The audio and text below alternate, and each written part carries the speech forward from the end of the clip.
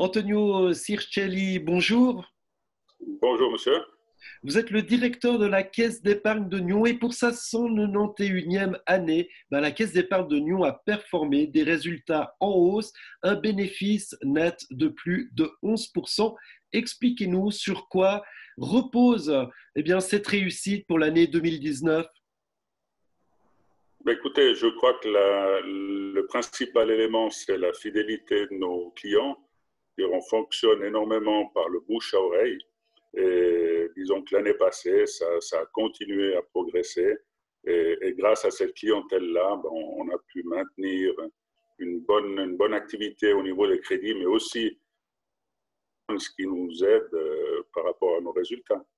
Voilà, hein, c'est carrément ce deuxième meilleur exercice, ça représente plus de 337 millions de francs. Exactement. Donc là, c'est le montant des crédits hypothécaires. Vous savez que nous avions eu un développement, je dirais, depuis 5 ou 6 ans, des crédits hypothécaires qui étaient relativement développés. Ça s'est un petit peu calmé. Et l'année passée, je veux dire, c'était un exercice qui était correct au niveau de la progression, mais qui était peut-être un petit peu moindre en termes de volume d'affaires. Mais disons, le volume qui a été traité nous a permis quand même de dépasser les exercices précédents. La Caisse d'épargne de Nyon, c'est le partenaire de l'économie locale. Alors, qui sont vos clients? Qui sont ces partenaires locaux? Alors, écoutez, nous avons, je dirais, principalement de la clientèle privée, hein, des habitants du district. Plus de 80% de nos clients sont des habitants de Nyon et environ. Et au niveau de la clientèle commerciale aussi, nous avons beaucoup de commerçants de Nyon, de la ville de Nyon, du quartier. Je veux dire, c'est un petit peu le tissu économique qui est représenté parmi notre clientèle. Ça va de la petite PME aux entreprises même un petit peu plus importantes. Être partenaire de l'économie locale, ça implique aussi des responsabilités, surtout en cette période de coronavirus. Comment vous vivez cette crise sanitaire?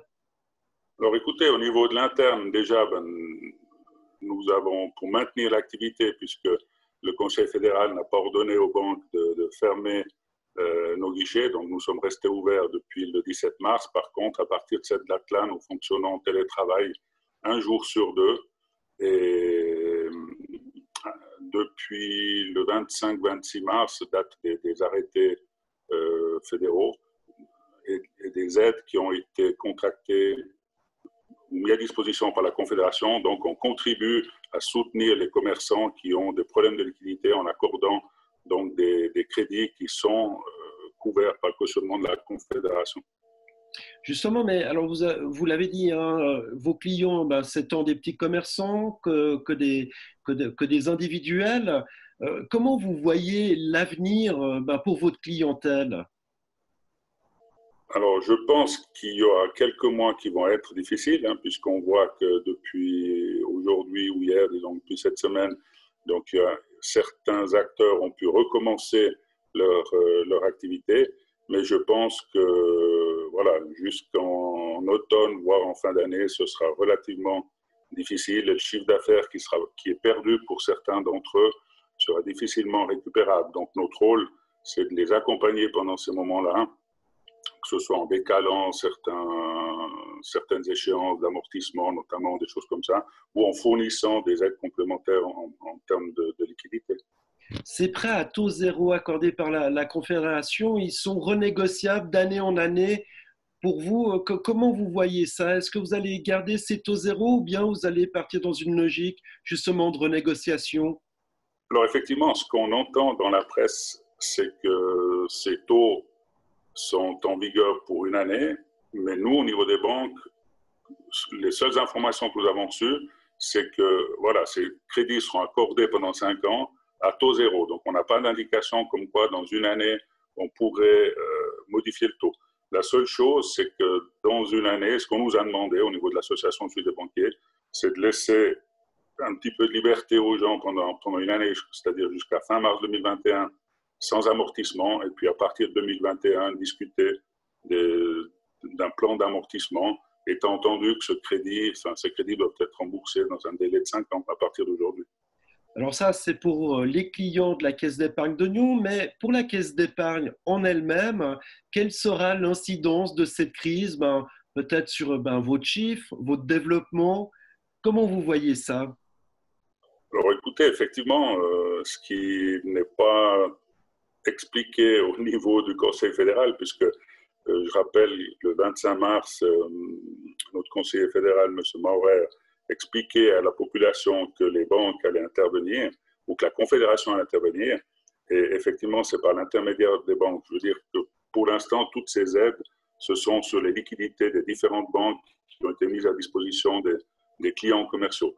Donc effectivement, sur cette année, on aura peut-être au niveau des marges d'intérêt du fait de ces crédits-là, une marge d'intérêt qui sera quelque peu réduite, mais l'incidence sera minime, puisqu'à notre niveau, les volumes ne sont pas comparables à ceux des grandes banques.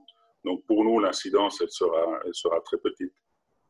Mais quand même une incidence à surveiller. J'imagine que vous allez regarder la situation, voir son évolution. On va terminer cette interview sur une autre note positive qui arrive pour la Caisse d'épargne de Nyon, puisque vous intégrez le régime des petites banques. Vous faites partie des 64 heureuses élues sur les 200 banques que compte notre pays. Expliquez-nous en quoi consiste ce régime des petites banques. Alors, depuis 2008 ou 2009, donc date de la crise financière, je crois que la FINMA a établi environ 23 000 pages de directives pour l'ensemble des banques pour renforcer, je veux dire, la sécurité des clients.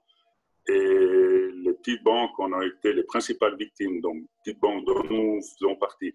Ce qui veut dire que les fonds propres ont été améliorés, les ratios de liquidité, différentes contraintes. Et pour les banques comme les nôtres, c'est très contraignant, je veux dire, en termes de personnel, en termes de risques, en termes de reporting, de statistiques nous devons donner à la BNS et de contraintes de toutes sortes.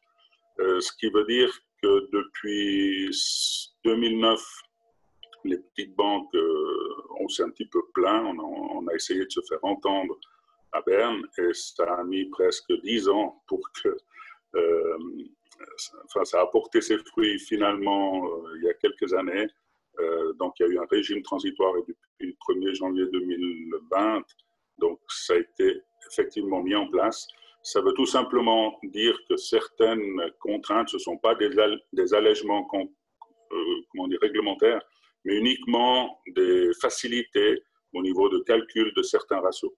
C'est-à-dire qu'en termes de risque, ça ne change rien, on devra être toujours autant capitalisé, avoir toujours autant de liquidités, mais certaines communications vis-à-vis de la FINMA ou de la BNS seront simplifiées. C'est très marginal par rapport à l'ensemble. Donc, c'est une petite aide qu'ils nous ont donnée. Mais voilà, ça fait 10 ans qu'on tire un petit peu la langue et c'est peut-être que le début des améliorations qu'on attend depuis longtemps. Voilà, puis j'imagine quand même d'être l'une de ces 64 heureux élus, il y a de la fierté, hein, ça montre que le travail est bien fait. Oui, tout à fait. Et aussi au niveau de la capitalisation, puisque les critères d'entrée étaient surtout d'avoir des fonds propres conséquents et des liquidités aussi en suffisance. Donc, effectivement, ça fait plaisir. Antonio Circelli, le directeur de la Caisse d'épargne de Nyon, merci beaucoup de nous avoir accordé ces quelques minutes. Merci à vous.